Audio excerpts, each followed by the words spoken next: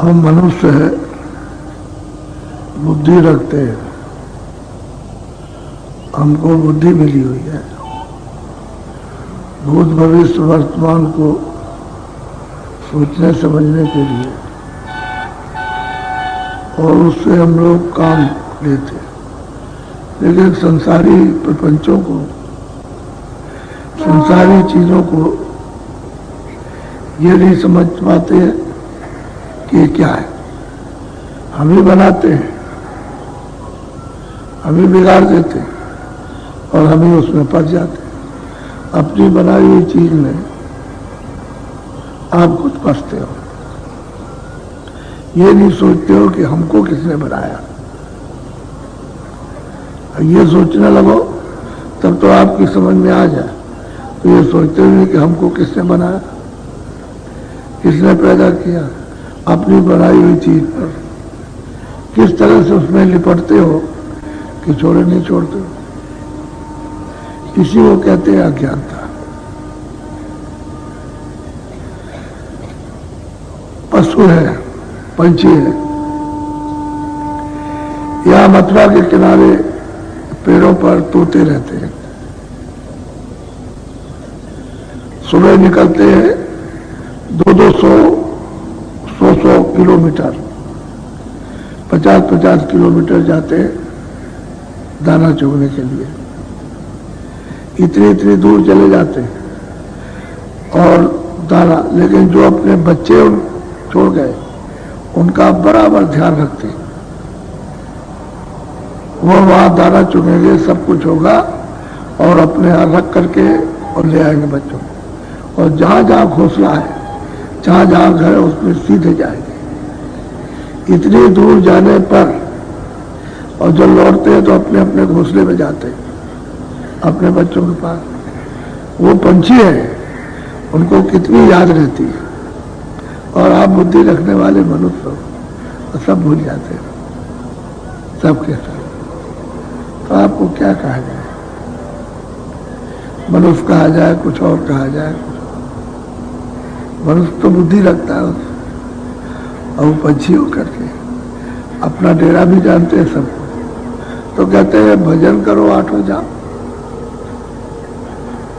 उसका हर तरह से जब आप सही मतलब समझ लोगे तो बुद्धि का सही उपयोग करोगे, और नहीं तो बड़ा मुश्किल। जब आपको भेद बताया, साधन भजन करते हो कि हमको भाई वहां जाना है, अपने घर में जाना है, रास्ते में ये मुकाम पड़ेंगे, ये टेके पड़ेंगे।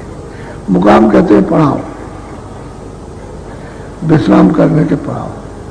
जब सुरतें उधर से उतार कर लाई गई हैं तो इन्हीं पड़ाव पर ठहराई गई। ऐसे नहीं कि पड़ाव से सीधे ही भगा दिया, बहुत दिनों तक रुके और फिर वहां से तो स्थान दर स्थान जब लाई गई, फिर नीचे उतारी गई। अब जब रास्ता मिल जाए, भेद मिल जाए, तो आपको क्या करना चाहिए? याद।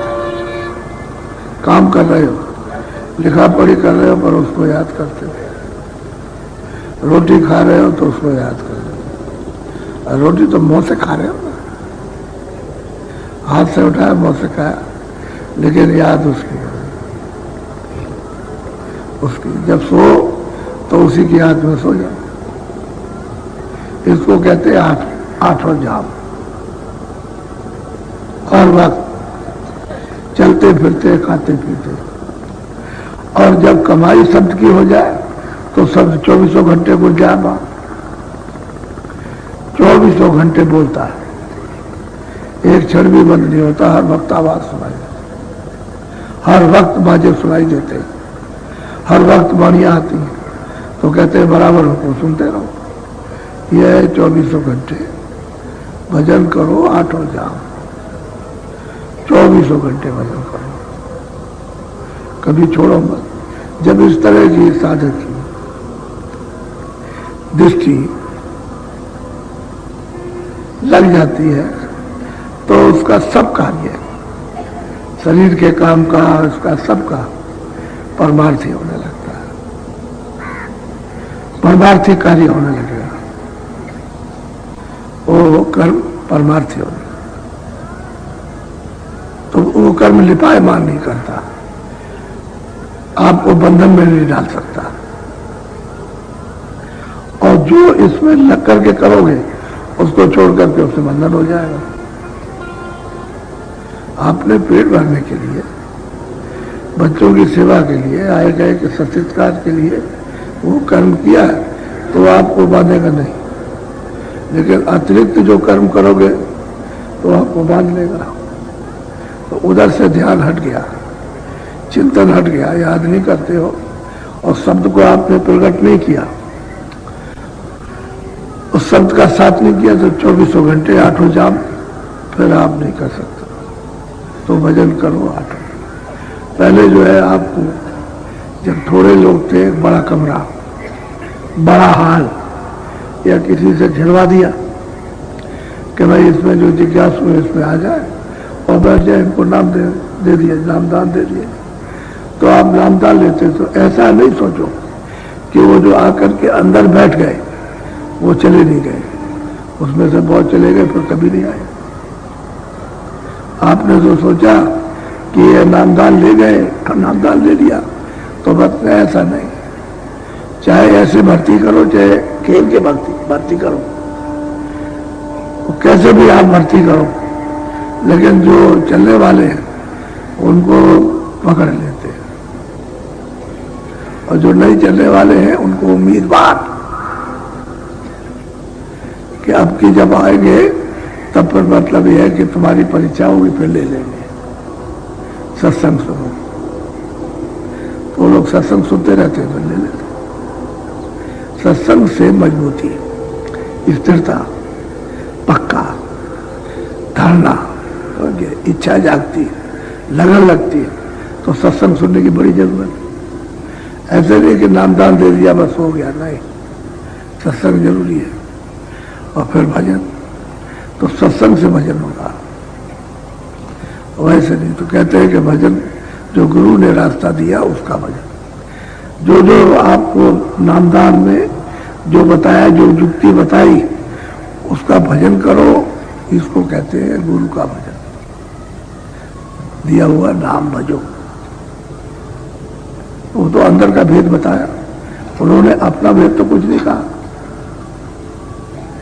वो तो स्थान स्थान का भेद कि भाई ये ईश्वर का भेद है, ये ब्रह्म का भेद है, ये पार ब्रह्म का भेद है, ये उनका भेद, ये सच्चे, ये सत्पुरुष का भेद है, तो भेद बताया।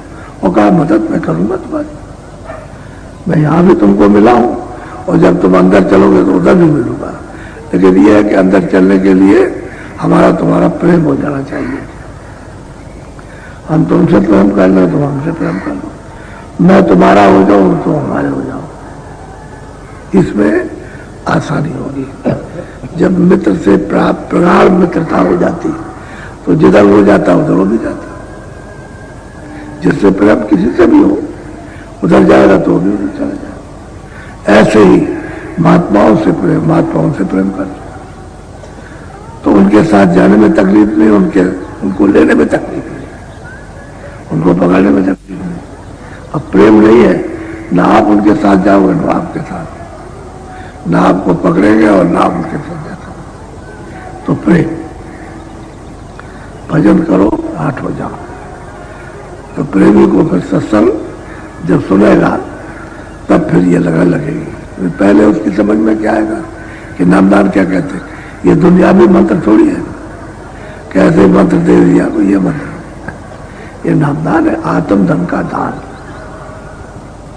उन्होंने भेद बताया कि खजाना गड़ा हुआ है, अभी बैठ के तुम थोड़ा सा मदद करो निमित्त मात्र, तो हम साथ देते हैं, खुद जाएगा, खोद लोगे और प्रकट हो जाएगा। फिर साधक साधना करता है, उसमें वो गुरु मदद करते हैं, सहायता देते हैं, तो फिर प्रकट हो जाता है। अब घाट पर बैठ कर तो पूरी मदद करते हैं, अगर खींचेगा नहीं तो सूरज चढ़ेगी नहीं, वो खिंचाई करते, वो शब्द में डाल करके खिंचवाते, तब ये सूरज चढ़ती है, नहीं तो ऐसे कैसे। और आप दिन रात बैठे रहो और गुरु की कृपा न हो तो इतना भी नहीं आएगा, कुछ नहीं सुन सकते। वो घाट पर बैठा करके सुनाते हैं, क्योंकि तुम्हारे पास कर्म बहुत लगे हैं, बहुत कर्म बेशुमार, वो तुम उनको अपने आप धो नहीं सकते हो। तो गुरु की कार्रवाई